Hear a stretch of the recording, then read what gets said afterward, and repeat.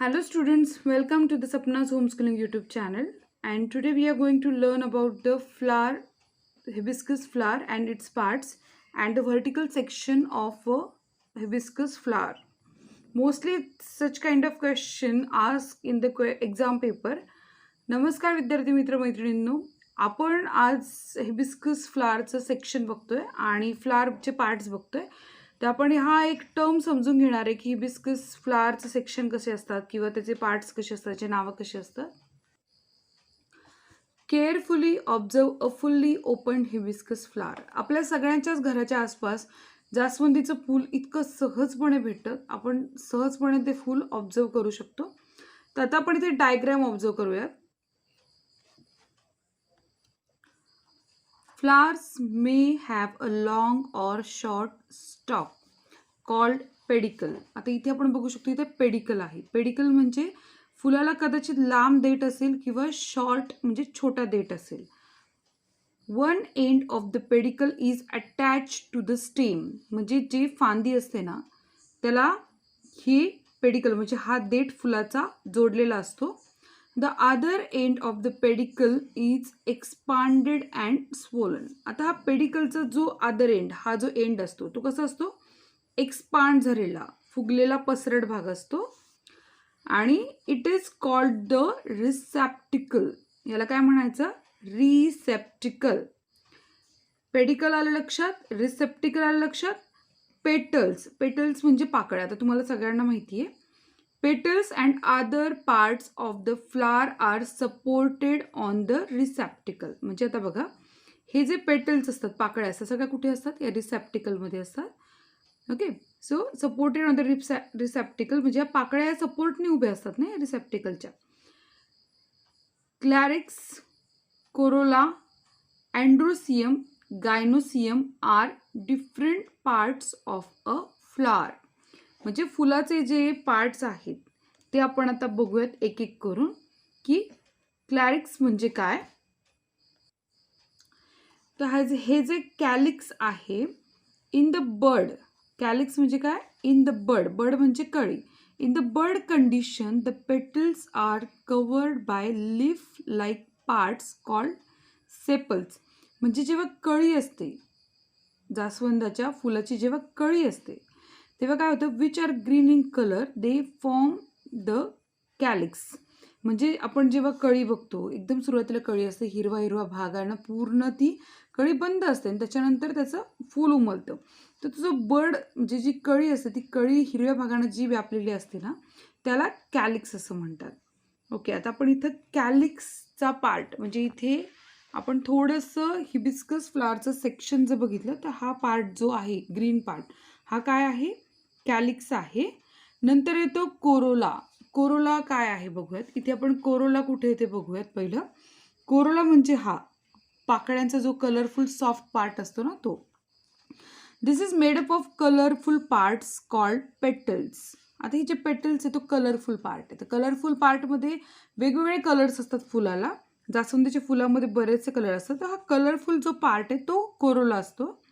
Observe the shape, color and smell of the corolla of various flowers like the rose, chrysanthemum, hibiscus, मोगरा, कणेर आणि तगर etcetera. म्हणजे वेगवेगळ्या फुलांमध्ये हा जो कलरफुल पार्ट असतो त्यांना कोरोला असं म्हणतात. आणि त्यांनी सांगितलं की तुम्ही वेगवेगळ्या फुलांचा जो कोरोला पार्ट आहे तो ऑब्झर्व करा, त्याचा शेप म्हणजे आकार बघा, त्याचा रंग बघा अँड स्मेल सुगंध बघा.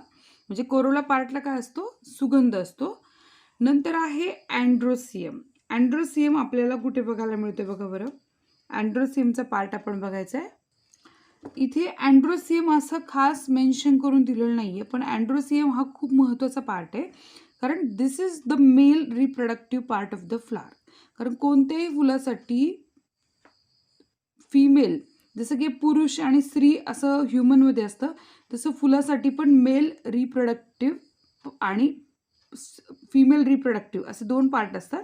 त्याच्यामध्ये हा जो अँड्रोसियम आहे तो mail reproductive part of the flower आहे. फुलाचा जो आहे पार्ट तो मेल रिप्रोडक्टिव्ह पार्ट आहे. आणि इट कन्सिस्ट ऑफ स्टॅमेन्स. याच्यामध्ये काय असतात, स्टॅमेन्स असतात. Each stamen is made up of anther and filament.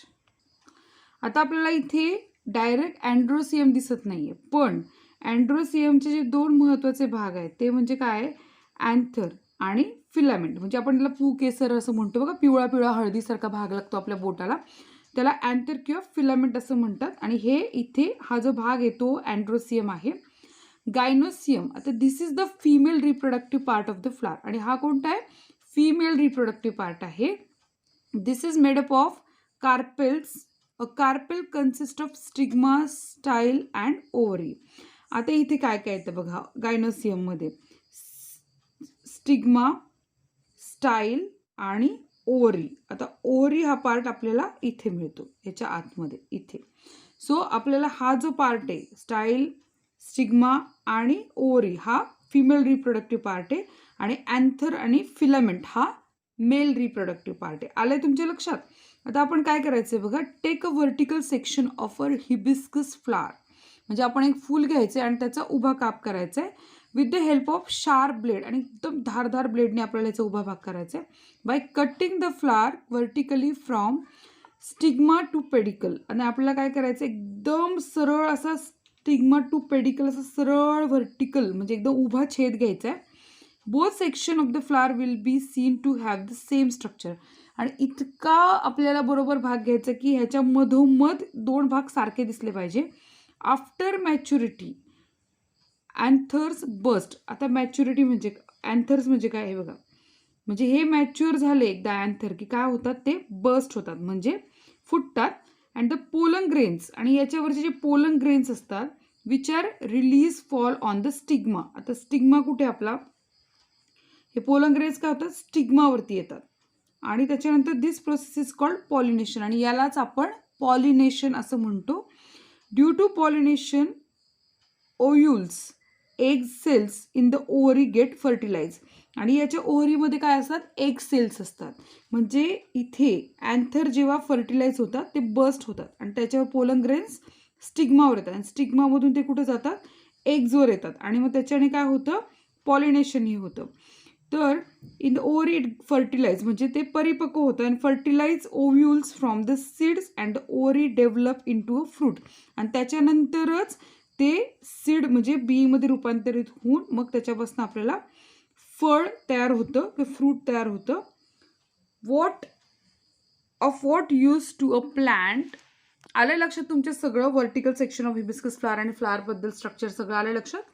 So of what use of plant are the insects flitting around its flowers. म्हणजे आपल्याला काय करायचं आहे, फुलांवर भिरभिरणाऱ्या फुलपाखरांचा, वनस्पतींचा कोणता उपयोग होतो हे आपल्याला बघायचं आहे. पण तुमच्या माहितीकरता सांगते की जसं फुलांमध्ये पॉलिनेशन होतं आपल्या आप, की जसं पोलन ग्रेन्स स्टिग्मावर पडून मग ते ओव्हलपर्यंत एग्सपर्यंत जातात, ह्या फुलपाखरांच्या कीटकांच्या मदतीनंही एका फुलाकडनं दुसऱ्या फुलाकडे, एका झाडाकडनं दुसऱ्या वनस्पतीकडे पॉलिनेशन ही प्रोसेस होते. आणि त्याच्यामुळेच आपल्याला फर्टिलायझेशन किंवा फर्टिलाइज एग्ज होतात आणि मग वेगळ्या प्रकारची फळं फुलं तयार होतात. So observe the various flower and complete following chart. मग त्यांनी म्हटलं ऑब्झर्व करा फुलं वेगवेगळी आणि चार्ट कम्प्लीट करा. जसं की name of the flower, number of sepals free united, number of petal free united, form and androecium and gynoecium. म्हणजे आपल्याला हे सगळ्या वेगळ्या प्रकारच्या फुलांचे प्रकार असतात, त्याच्याप्रमाणे आपल्याला त्याचा चार्ट ऑब्झर्व करायचा आहे. Fruit. We eat many different types of fruits. आपण वेगळ्या प्रकारची फळं खातो. Each type of fruit has its own characteristics. आणि प्रत्येक फळाचे स्वतःचे स्वतंत्र वैशिष्ट्य आहे. There are variation of their shape, colour, taste etcetera. Mango contains only one seed where the jackfruit consist of many small fruitlets each with its own seed. म्हणजे आपण बघतो की प्रत्येक फळाचं एक वैशिष्ट्य आहे. जसं आंब्याला एकच बी आहे, पण जॅकफ्रूटला अनेक बिया आहेत. Observe the fruits of ber, ziziphus, mango, chikoo, apple etcetera. What do you observe. म्हणजे तुम्ही काय निरीक्षण करता, वेगळ्या फळांचं तुम्ही निरीक्षण करायचं आहे. Each fruit has a different skin or shell. एक तर फळांची जी वरची कातडी असते आपण फळाची ती एक तर वेगळी असते, किंवा त्याला कवच असतं, फ्लेशी पार्ट असतो, त्याचा जो मग आपला गाभा म्हणतो ना, गर असतो फळाचा, तो वेगळा असतो. आणि अँड सीड म्हणजे त्याच्या बिया वेगळ्या असतात. In case of fruits like cashew it seeds is outside the fruit. आपल्याला माहिती की फळाच्या आत बी असते, पण जर आपण कॅश्यू बघितलं म्हणजे काजू बघितलं तर त्याची बी बाहेर असते. Soak the seed of P. त्यांनी सांगितलं की 1 वाटाण्याचं बी घ्या आणि पाण्यात भिजत ठेवा.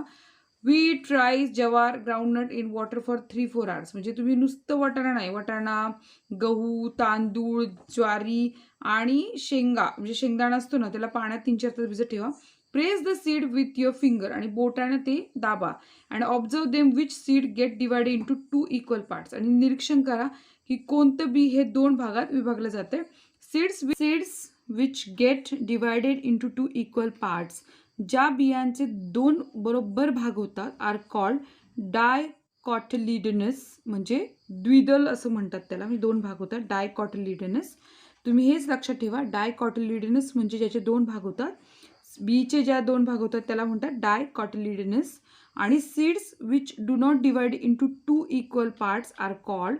आणि ज्या बियांचे 2 इक्वल म्हणजे समान भाग होत नाही त्यांना काय म्हणणार, parts are called monocotyledonous seeds. म्हणजे एक दलीय असं मराठीत म्हणतो आपण याला, पण तुम्ही लक्षात ठेवा ज्याचे 2 भाग होत नाही ते मोनोकॉटिलिडनस सीड्स.